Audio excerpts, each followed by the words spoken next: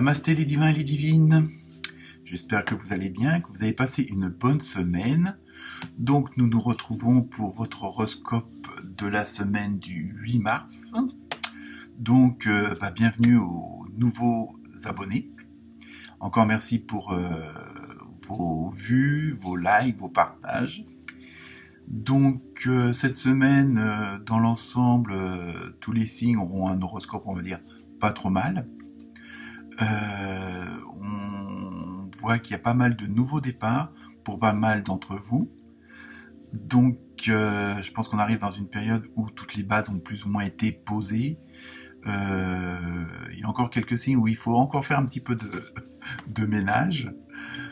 Et donc voilà, sinon donc cette semaine rien de particulier, sinon que je me suis servi pour changer de l'oracle des artisans de lumière, celui du quotidien et l'oracle des animaux sauvages.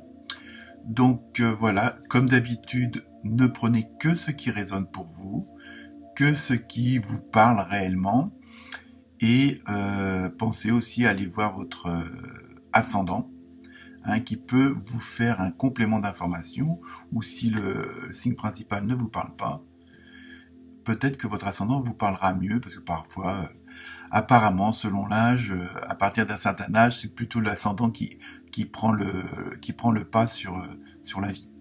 Donc, mais ça, c'est des on-dit, donc je m'aventurerai pas là-dessus. Eh bien, écoutez, je vous souhaite une bonne semaine, une bonne écoute, et puis comme d'habitude, si vous voulez approfondir un sujet particulier, vous pouvez toujours prendre rendez-vous sur mon site ou par mail. Donc voilà, je vous envoie plein de bonnes choses, plein de bonnes vibrations, et à très bientôt. Namasté.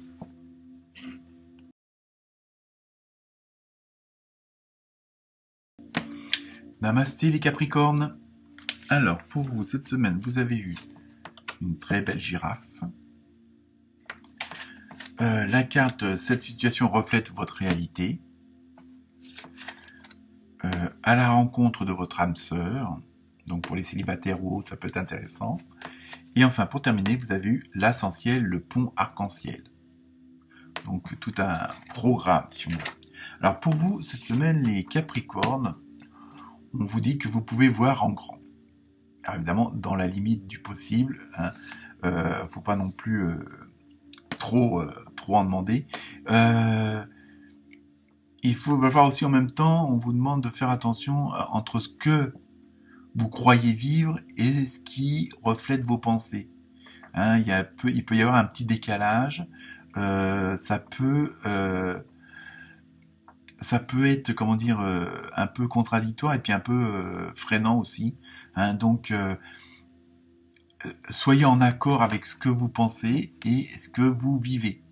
C'est un petit peu, bon, je sais que c'est pas toujours facile, mais voilà.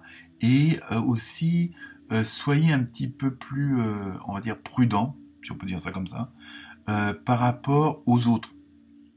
Pas qu'il faut vous en méfier, mais votre point de vue n'est pas forcément celui des autres, et comme on dit, on a chacun notre vérité.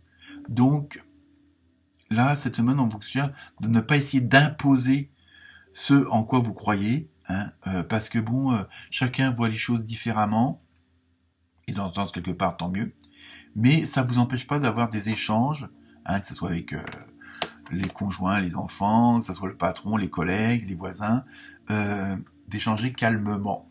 Donc c'est ce qu'on vous suggère.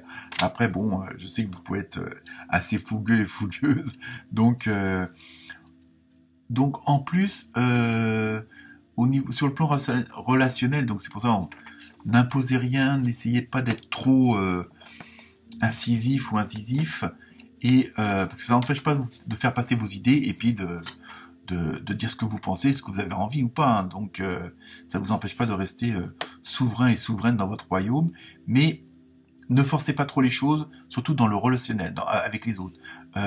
Surtout que quelque part, pour certaines d'entre vous, c'est un peu comme il y a comme si les gens essayaient peut-être de vous provoquer, de vous tester, pour voir un peu vos réactions, votre façon de penser, votre façon d'agir.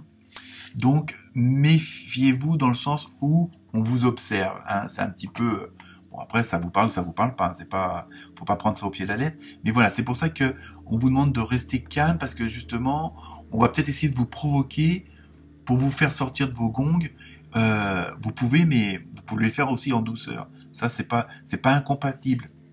Hein. Et à côté de ça, je pense que la meilleure chose, c'est de parler avec son cœur. Donc, en cherchant, en mettant les bons mots, la bonne forme, la bonne intonation, la bonne vibration, hein, et ça sera plus facile avec les autres.